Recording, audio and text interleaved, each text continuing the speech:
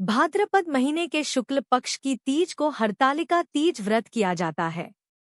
इसमें भगवान शिव और मां पार्वती की पूजा अर्चना की जाती है। कहते हैं, इनकी पूजा से महिलाओं को अखंड सौभाग्य का वरदान मिलता है। इस बार हरतालिका तीज व्रत 6 सितंबर को मनाया जाएगा। यह व्रत थोड़ा कठिन है। इस बार हरतालिका तीज पर बहुत ही शुभ संयोग बन रहे हैं, जो महिलाओं के सौभाग्य में वृद्धि करेंगे। इन संयोगों में व्रत बहुत ही फलदायी होगा। तीज के दिन रवि और इंद्र योग में पूजा होगी। साथ ही चित्रा और स्वाति नक्षत्र का निर्माण हो रहा है। हरतालिका तीज की कथा के अनुसार माता पार्वती ने भगवान शिव के लिए कठोर तपस्या की। दरअसल मां पार्वती का बचपन से ही माता पार्वती का भगवान शिव को लेकर अटूट प्रेम था। माता पार्वती अपने कई जन्मों से भगवान शिव को पति के रूप में पाना चाहती थी। इसके लिए उन्होंने हिमालय पर्वत के गंगा तट पर बचपन से ही कठोर तपस्या शुरू की। माता पार्वती ने इस तप में अन्न और जल का त्याग कर दिया था। खाने में वे मात्र सूखे पत्ते चबाया करती थी।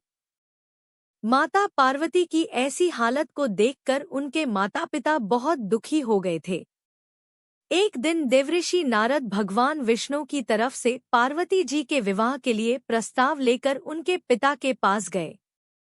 माता पार्वती के माता और पिता को उनके इस प्रस्ताव से बहुत खुशी हुई। इसके बाद उन्होंने इस प्रस्ताव के बारे में मां पार्वती को सुनाया।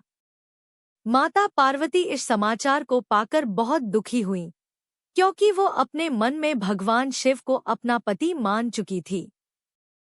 माता पार्वती ने अपनी सखी को अपनी समस्या बताई।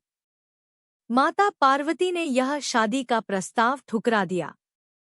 पार्वती जी ने अपनी एक सखी से कहा कि वह सिर्फ भोलेनाथ को ही पति के रूप में स्वीकार करेंगी। सखी की सलाह पर पार्वती जी ने घने वन में एक गुफा में भगवान शिव की आराधना की।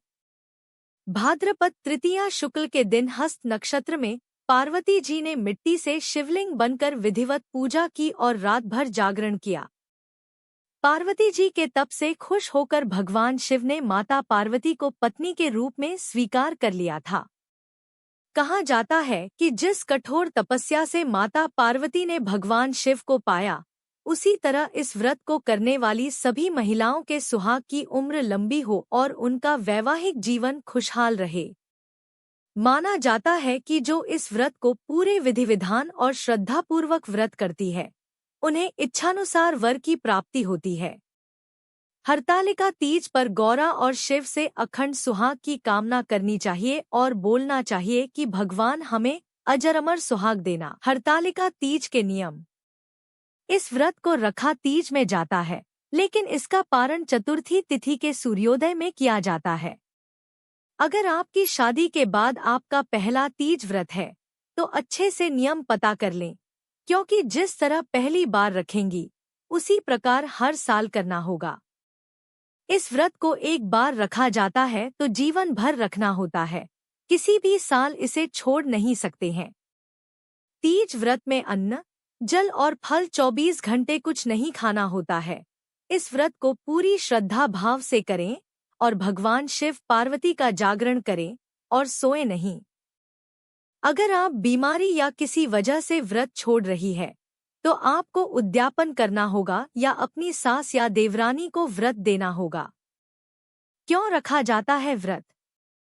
ऐसी मान्यता है कि इस तिथि पर ही माता पार्वती की सखी सहेलियों ने उनके पिता के घर से हरण करके जंगल में भगवान शिव की उपासना करने के लिए लेकर गई थी, जहां पर माता पार्वती ने कठोर तप करते हुए भगवान शिव को पति के रूप में पाया था। हरतालिका तीज पर सुहागिन महिलाओं को अखंड सौभाग्यवती और जीवन में सुख सुविधा और संपन्नता का आशीर्वाद प्राप्त होता है। हरतालिका तीज व्रत पूजा विधि। इस व्रत में सुहाग का सामान यानी 16 श्रृंगार की चीजें माता पार्वती की पूजा में अर्पित करती हैं। इसके लिए वो एक सुहाग पिटरिया यानी एक टोकरी बना लेती हैं, जिसमें सभी सामान रखकर माता पार्वती को अर्पित किया जाता है।